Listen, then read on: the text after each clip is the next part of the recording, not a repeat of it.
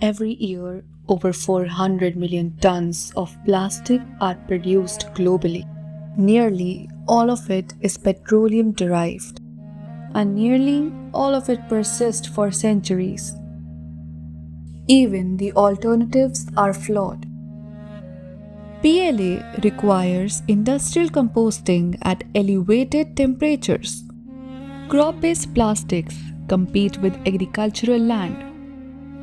The material problem remains unsolved.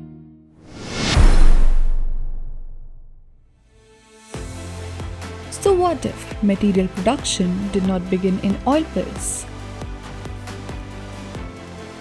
or farmland? What if it began in waste?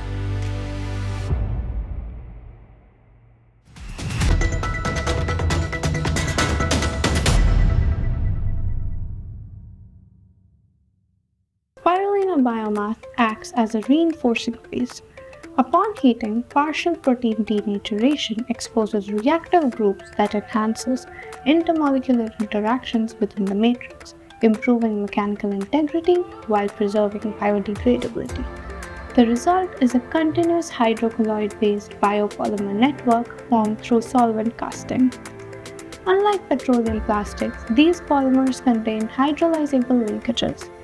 In soil, microorganisms secrete enzymes that cleave the polymer chain and mineralize them into carbon dioxide, water, and biomass. This is not fragmentation, it is biological mineralization.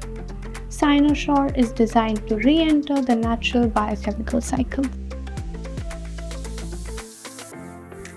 Standard LDPE melts and drips under flame. Cyanoplastic jarred and self-extinguished.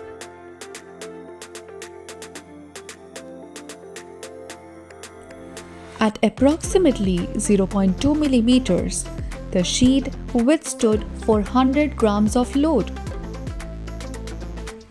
Ductile deformation was observed prior to rupture.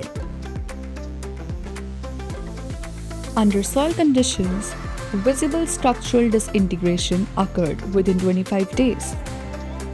Unlike petroleum polymers, the matrix did not fragment into microplastic residue. The global bioplastic market exceeds $100 billion. The current plastic industry competes primarily on price, durability, and scale. Environmental cost, land dependence, and end-of-life impact remain secondary. This creates structural inefficiencies in the value curve. In the red ocean, petroleum plastics dominate durability and infrastructure compatibility. PLA improves fossil reduction but increases agricultural land and composting dependence. The value curve remains infrastructure constrained. Our analysis revealed 5 structural gaps: land dependence, industrial composting reliance, microplastic persistence, carbon intensity, and limited natural degradation. Cyanoplastic shifts the value curve. We eliminate land dependence. We eliminate industrial composting. We raise soil degradability and marine safety. We increase feedstock and sustainability. And this is strategic divergence. We eliminate areable land usage. We reduce fossil feedstock reliance. We raise environmental standards. We create a waste-deprived material model. This is structural repositioning. Across the buyer experience cycle, from purchase to disposal, Cyanoplastic reduces risk. It simplifies end of life.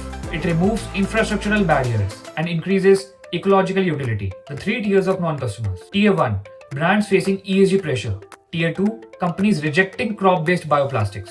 And Tier 3, industrial systems integrating waste streams. Cyanoplastic expands the addressable markets beyond traditional buyers. The global bioplastic market exceeds $100 billion, yet no infrastructure-free solution currently dominates. And this represents a structural gap. The revenue model we are following is B2B biopolymer pellet supply. Our primary customers are flexible packaging manufacturers. The secondary leverage, carbon offset positioning via algae cultivation. Input flexibility reduces raw material risk. Scaling pathway, transition from solvent casting to extrusion-based film processing. Life cycle assessment and standardized testing will validate environmental claims. Infrastructure compatibility increases customer adoption. Cyanoplastic is not positioned as a premium niche substitute. It is designed as an infrastructure compatible, regenerative material platform. This is blue ocean repositioning in material science.